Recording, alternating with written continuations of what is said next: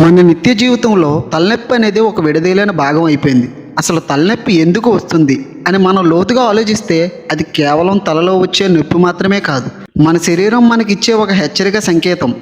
మన మెదడులో నొప్పిని గుర్తించే నరాలు ఉండవు, కానీ మెదడు చుట్టూ ఉండే పొరలు, రక్తనాళాలు మరియు కండరాలు నొప్పిని అనుభవిస్తాయి.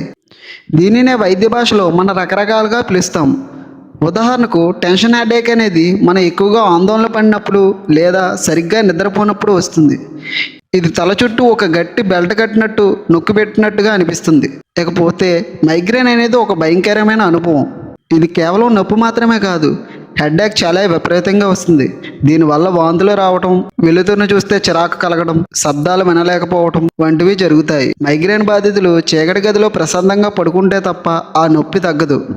మరో ముఖ్యమైన విషయం ఏమిటంటే డిహైడ్రేషన్. మనకి రోజుకు కనీసం 3 నుంచి 4 లీటర్ల నీళ్లు తాగాలి. నీరు ఎక్కువైతే మెదడులోని రక్తనాళాలు కుంచుకుపోయి తీవ్రమైన తలనొప్పి కలిగిస్తాయి. అలాగే మనం వాడే స్మార్ట్ ఫోన్లు, ల్యాప్టాప్ల వల్ల డిజిటల్ ఐ స్ట్రెయిన్ వస్తుంది. గంటల తరబడి స్క్రీన్లు చూడటం వల్ల కూడా కంటి నరాలు అలసిపోయి తలనొప్పికి దారితీస్తాయి.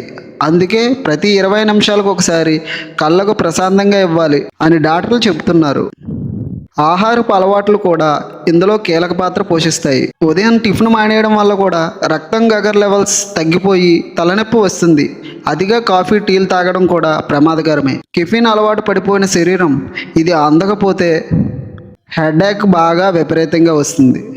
ఇంటి చిట్కాలు మరియు నివారణ మార్గాలు.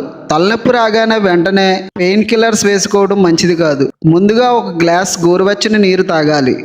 అల్లం టీ లేదా పుదీనా రసం తీసుకోవడం వల్ల రక్త ప్రసరణ మెరుగుపడి తలనొప్పి తగ్గుతుంది. ఆయుర్వేదం ప్రకారం నుదుటిపైన చందనం లేదా సొంటి కొమ్ము అరగదీసి రాస్తే తక్షణ ఉపశమనం లభిస్తుంది. ఒత్తిడి తగ్గించుకోవడానికి ప్రాణాయామం, యోగా అలాంటివి అద్భుతంగా పనిచేస్తాయి. ముఖ్యంగా భ్రమరీ ప్రాణాయామం తలనొప్పికి రామబాణంలా పనిచేస్తుంది. రాత్రిపూట కనీసం 7 నుంచి 8 గంటలు గాఢ నిద్ర అవసరం. పడుకునే ముందు మొబైల్ ఫోన్ పక్కన పెట్టేసి ప్రశాంతమైన సంగీతం వినడం వల్ల మెదడు రిలాక్స్ అవుతుంది. సైనస్ సమస్య ఉన్నవారికి ముక్కు దిబ్బడ వల్ల కళ్ళ కింద నుదురుపైన నొప్పి వస్తుంది.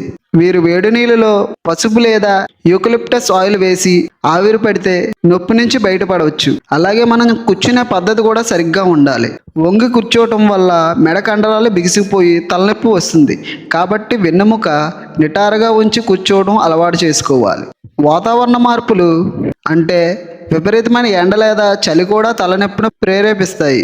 అందుకే బయటికి వెళ్ళేటప్పుడు తలకు టోపీ లేదా స్కార్ఫ్ ధరించడం మంచిది. గుర్తుంచుకోవాల్సిన విషయం ఏమిటంటే ఒకవేళ తలనొప్పి అకస్మాత్తుగా వచ్చి భరించలేనంత తీవ్రంగా ఉంటే లేదా దాంతోపాటు చూపు మందగించడం, మాట తడబడడం వంటి లక్షణాలు ఉంటే అది సీరియస్ సమస్య కావచ్చు. అటువంటి సమయంలో సొంత వైద్యం చేసుకోకుండా వెంటనే డాక్టర్ని సంప్రదించాలి. ఆరోగ్యం మహాభాగ్యం అన్నారు పెద్దలు. కాబట్టి చిన్నపాటి జీవశైలి మార్పులతో మనం ఈ తలనొప్పి మహమ్మారిని తరిమి కొట్టవచ్చు.